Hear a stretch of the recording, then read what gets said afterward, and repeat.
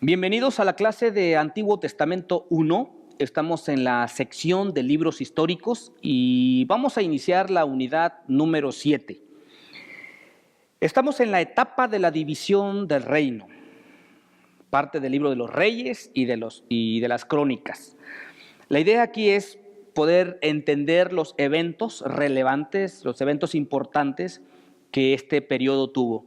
La vida de los reyes, la historia de los reinos, tanto de Israel como de Judá, la caída de esos reinos y cómo Dios obra en medio de esta dificultad también del pueblo de Israel. Pues basado en los libros de reyes, de crónicas, la tradición dice que Esdras pues, pudo haber escrito estos libros. No sabemos también con exactitud, pero los propósitos de estos libros, de los reyes, de las crónicas, pues nos siguen mostrando, nos siguen diciendo que Dios es fiel a su pacto también, y tiene la intención de enseñarnos cómo Dios fortalece el remanente de la nación que había pasado a través del periodo del cautiverio babilónico, y también nos va a decir la apostasía de la nación de Israel al desobedecer a Dios, las consecuencias que eso trae. Pero también está ahí esta escritura para darnos aliento y darnos advertencia a nosotros. Fue dado para alentar a Israel con la verdad de que Dios no los ha dejado, pero también es una advertencia futura, ¿no? Del pueblo mismo, ¿no? Para no caer en la apostasía, en la idolatría, y creo que también está como un ejemplo para nosotros, ¿no? Y sobre todo que Dios cumple sus promesas, cumple lo que dice, ¿no? Y obviamente el pueblo falló y fue llevado cautivo. Bien, empecemos entonces hablando un poquito acerca de la división del reino. Los dos reinos que surgieron tras la muerte de Salomón son comúnmente conocidos como el reino del norte y el reino del sur. El reino del sur designa o es el estado más pequeño gobernado por la dinastía de David, desde su capital en Jerusalén hasta el año 586 a.C. Consistía en las tribus de Judá y de Benjamín, quienes apoyaron a Roboam con un ejército cuando el resto de las tribus se levantaron en rebelión contra las opresivas medidas de Salomón y de su hijo. El reino del norte designa las tribus disidentes que hicieron a Jeroboam su rey. Este reino, el reino del norte, duró hasta el año 722 a.C., con su capital en Samaria. Las designaciones bíblicas comunes para estos dos reinos son Israel y Judá. Judá al sur e Israel al norte. La primera, el reino del norte, está restringida. La primera está restringida usualmente a su uso del reino del norte, mientras que la segunda se refiere al reino del sur. Originalmente el nombre de Israel fue dado a Jacob. Durante toda su vida fue ya aplicado a sus hijos, pero siempre cualquier descendiente de Jacob era referido como un israelita. Y desde los tiempos patriarcales a la ocupación de Canaán, Israel ha especificado la totalidad de la nación hebrea. Esta designación prevaleció durante la monarquía de David y Salomón, incluso aunque estaba dividida a principios del reinado de David. La tribu de Judá, que se hallaba estratégicamente situada y excepcionalmente fuerte, llegó a su prominencia durante el reinado de Saúl. Después de la división, en el año 931 a.C., el nombre de Judá se identifica con el reinado o el reino del sur, que continuó su alianza con la dinastía davídica. O también se le podría conocer como el reino de Efraín, hablando del reino del norte.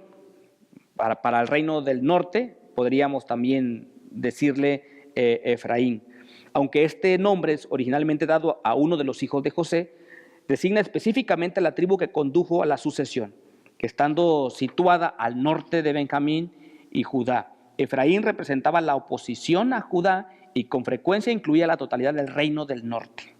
Bien, veamos cuáles fueron las causas de la división de los reinos. ¿Por qué el reino se dividió? Y podríamos hablar de 4 causas por las cuales el reino se divide. Primero tenemos la rivalidad de las tribus. Desde el tiempo de la conquista bajo Josué, había siempre rivalidad entre Efraín y Judá, las dos poderosas tribus. Por espacio de casi 7 años, al fin del reinado de Saúl, Efraín sostuvo la casa de Saúl, mientras que Judá aceptó el cetro de David. La influencia de David y después de él, la de Salomón, fueron suficientes para retener unidas las dos tribus. Ahora que estas influencias habían pasado y que habían surgido otras condiciones, el antiguo sentimiento vuelve a despertarse en las 10 tribus y se sienten ansiosas y como pretexto lo usan para separarse y gobernarse por sí misma. Entonces, una de las primeras causas es la rivalidad que existió entre ellas. Una segunda causa es la política mundana. Por haber dejado Salomón de reinar de acuerdo con la voluntad de Dios y al desviar su corazón tras otros dioses, Dios decretó la disolución de su reino. Y en el mismo tiempo de Salomón, ya el profeta Ahías había sido enviado a Jeroboam con la predicación de que él había de gobernar sobre las 10 tribus de Israel. La tercera causa serían las pesadas contribuciones. Aunque el oro y la plata y las piedras preciosas habían llenado las arcas del reino, el pueblo había sido oprimido, había sido recargado pesadamente. Lamentándose de estas cargas, el pueblo se reunió en Siquem y pidió y suplicó que sus contribuciones fuesen menores. Entonces las pesadas contribuciones también fue la causa para la división del reino. Y finalmente, la cuarta causa podríamos llamarle la insensatez de Roboam. Evidentemente todas esas dificultades pudieron haber sido pues quizás sobrepasadas, a no ser por la insensatez de Roboam, el hijo de Salomón. En lugar de conciliarse con el pueblo y de pagar sus tributos, pues no quiso. Miren lo que contestó: mi dedo meñique más grueso es que los lomos de mi padre. Por todo esto las tribus del norte se rebelaron y levantaron otro reino. Así fue como entonces el reino se divide. Desafortunadamente, cada uno de los reinos, tanto del norte como del sur, pues lucharon por buscar a Dios, pero al mismo tiempo, sobre todo el reino del norte, fue llevado cautivo primero antes que el reino del sur. Y lo vamos a ver más adelante, pero ahí en sus manuales ustedes van a encontrar un cuadro donde se mencionan todos los reyes, tanto los reyes del norte como los reyes del sur. Los reyes del norte son alrededor de 19 reyes que estuvieron en el norte. Los más mencionados es Acab, el que fue un rey pues malvado, ¿verdad? Jehú, Ocosías. Pero ahí en su manual van a encontrar una lista de esos reyes: Joás, Jeroboam II, Manahem, Pecaía, entre otros. Y luego también encontramos los reyes del sur, que también son varios. Es un aproximado también de 19 reyes, entre los cuales está Roboam, Asa, Joram, Ocosías, Joás, Amasías, Usías, Acaz, Ezequías, Manasés, Joacás, Josías, Joacim, reyes muy importantes y algunos reyes muy buenos que hicieron lo recto delante de Dios, como también otros que hicieron lo malo delante de Dios. Bien, hablemos un poquito sobre la historia del reino del norte. Uno de los profetas que estuvieron allí hablando la palabra, profetizando en el reino del norte, pues es el caso de Elías, el ministerio de Elías en esa parte del reino. La mayor parte de ese ministerio de Elías se registra en Primero de Reyes, en relación con el reinado de este hombre llamado Acab, un malvado rey. Y Dios intervino de una u otra forma, envía al profeta Elías, ahí es enviado el profeta Elías que enfrenta a Acab, a esa maldad de este rey, y ahí nos va a narrar precisamente cómo Elías se enfrenta ante el rey Acab, y creo que Dios usa de una manera extraordinaria, poderosa a Elías. Demostró ser el profeta, el vocero de Dios a través de muchas señales, a través de milagros. En la vida de Elías, Dios se manifestó de una manera extraordinaria y hizo grandes hazañas, grandes cosas. Yo creo que fue uno de los hombres que en este periodo, a partir de este periodo, Dios se manifiesta a través de señales y de milagros.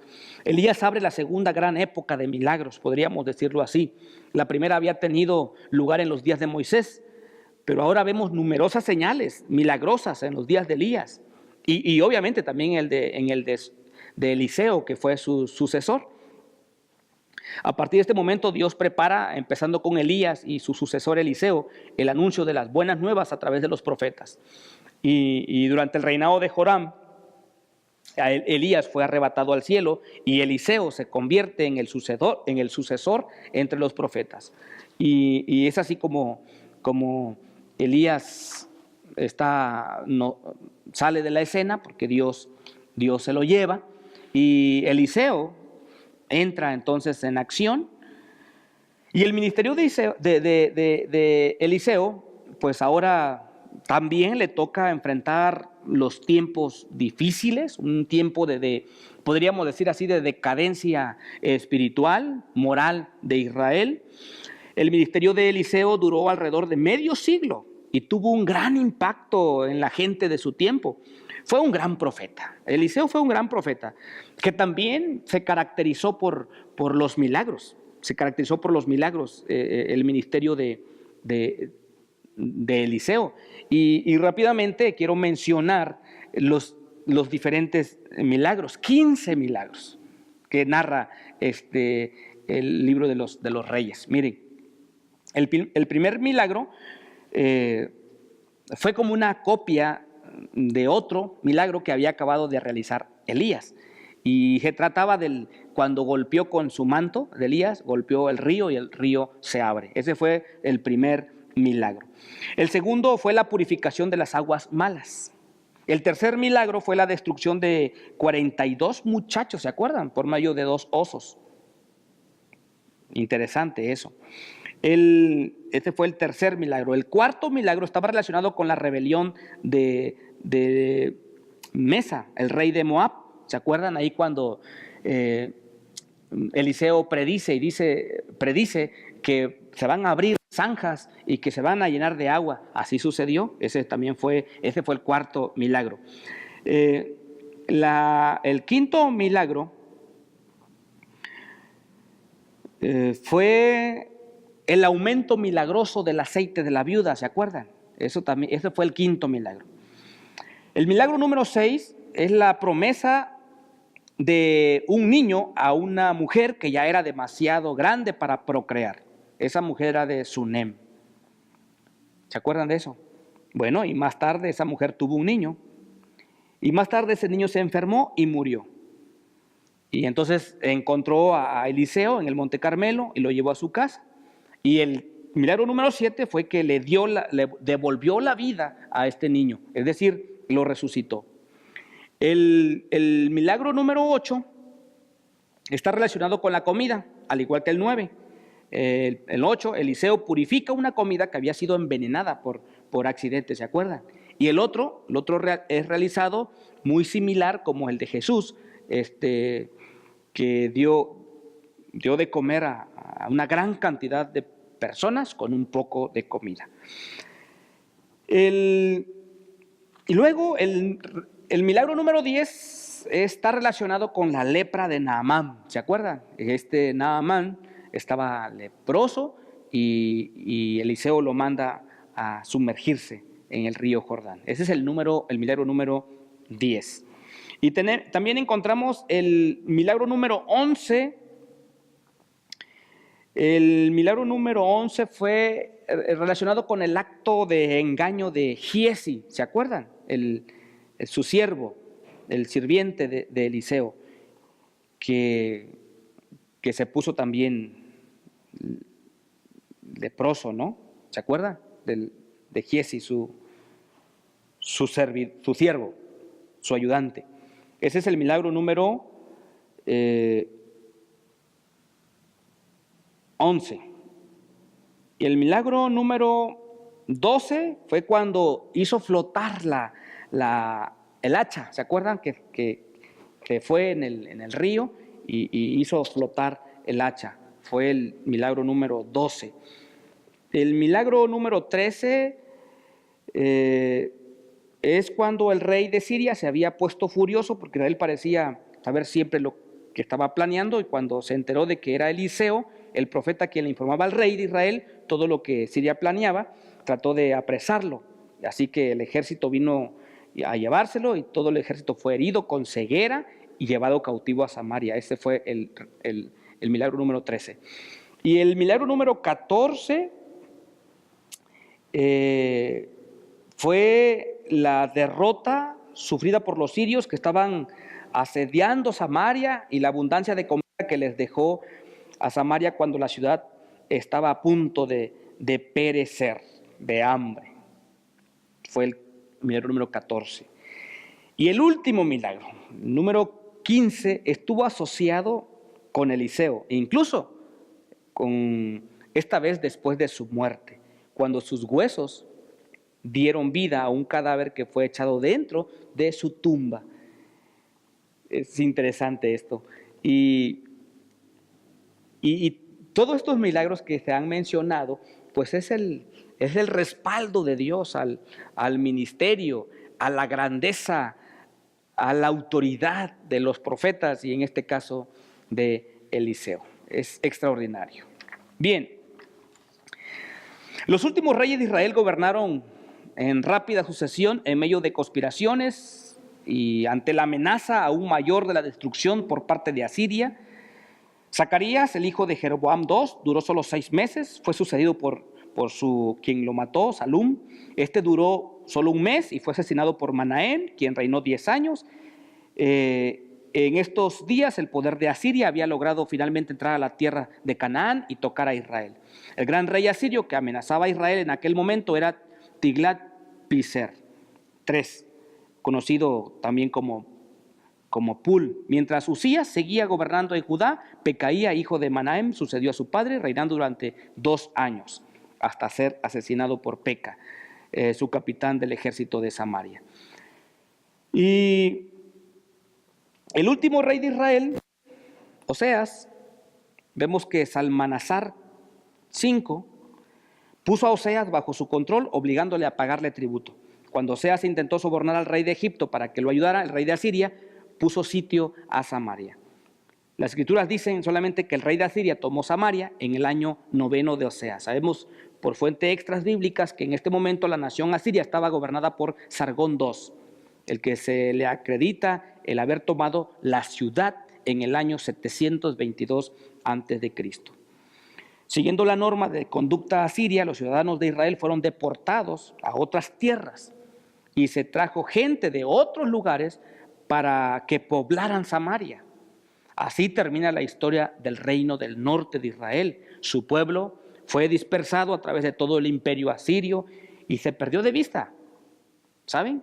Para siempre. No se sabe de la tribu del norte. Se dispersó. Y en este punto el libro de los Reyes hace un resumen del trato de Dios con el pueblo de Israel a través de un largo periodo de la historia. Se enumeran los cargos contra Israel, los pecados que le acarrearon sus pecados que le acarrearon su caída.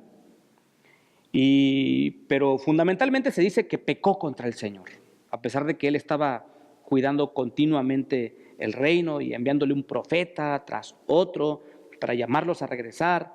La única respuesta adecuada a la palabra de Dios, tal como lo entregaban los profetas, era la fe en él, la fe en ese Dios. Pero Israel no quiso, por eso Dios quitó a Israel de delante de sus ojos, no considerándolo más como su pueblo.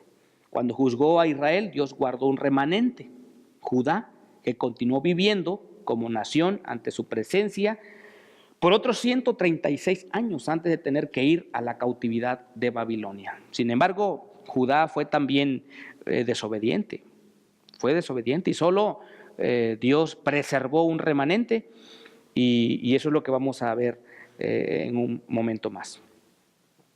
Tenemos entonces, ahora vamos a terminar con la historia del reino del sur. La historia de los 135 años, 722 a 587, durante los cuales Judá permaneció solo después de la caída de Israel, y se encuentra relatado también ahí en el segundo libro de Reyes y Crónicas.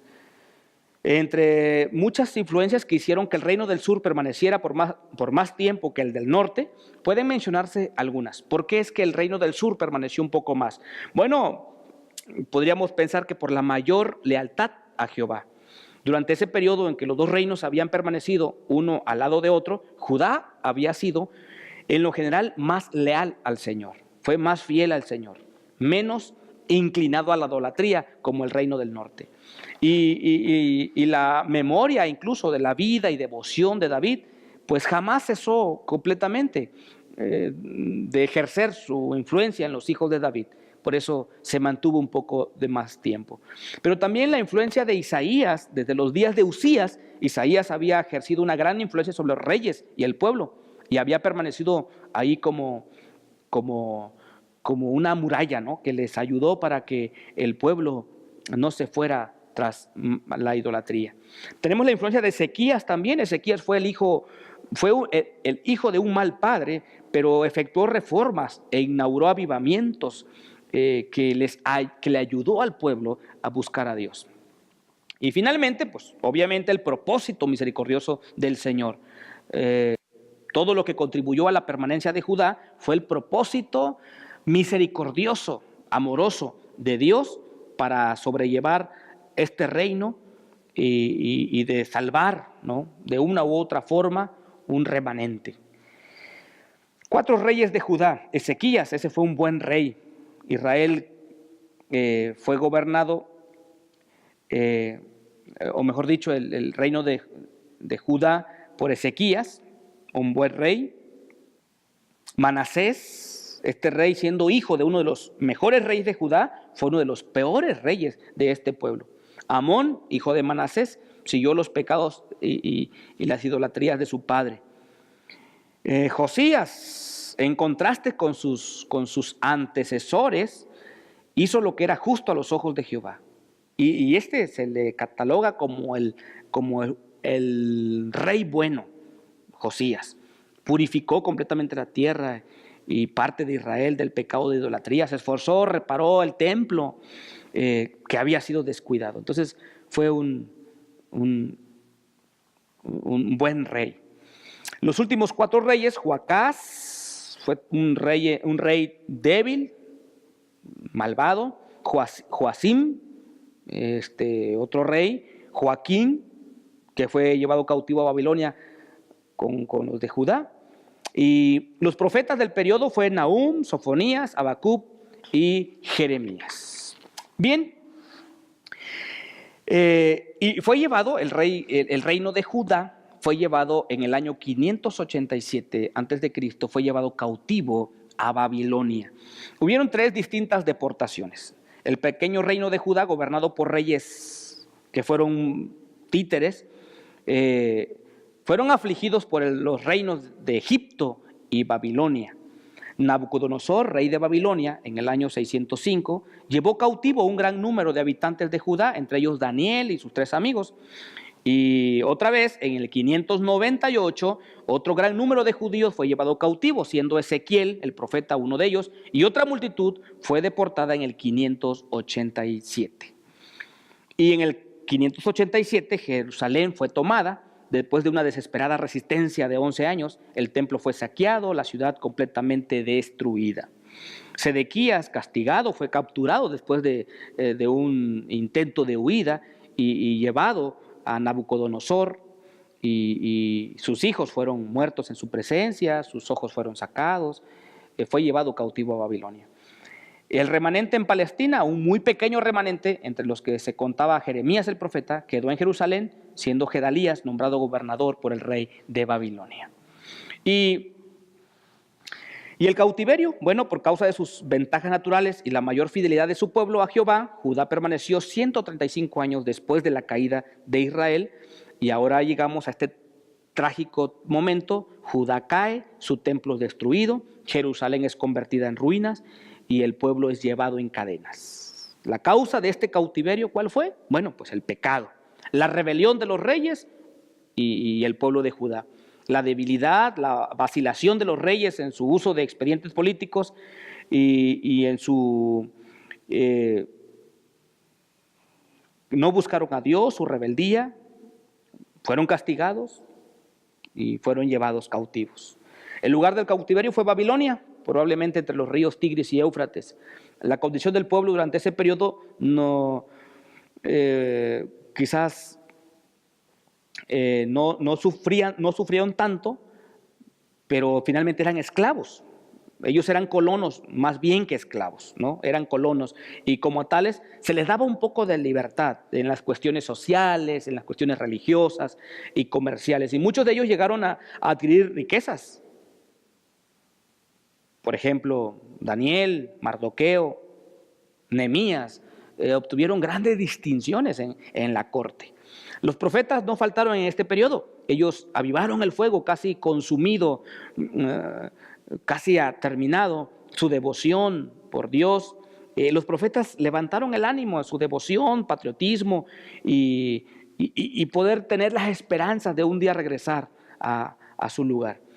Bueno, por ejemplo, Ezequiel, que fue tanto sacerdote como profeta, fue llevado con otras personalidades importantes de Judá. Daniel, que fue llevado junto con la primera multitud sacada de Jerusalén al cautiverio, y entre otros. Bueno, así terminamos esta unidad, la unidad número 7, y solamente nos queda una última unidad de la sección de libros históricos. Y vamos a continuar con esta última unidad. Y le vamos a llamar a esta unidad la etapa de la restauración, y hablaremos un poco de Esdras, de Nehemías, de Esther.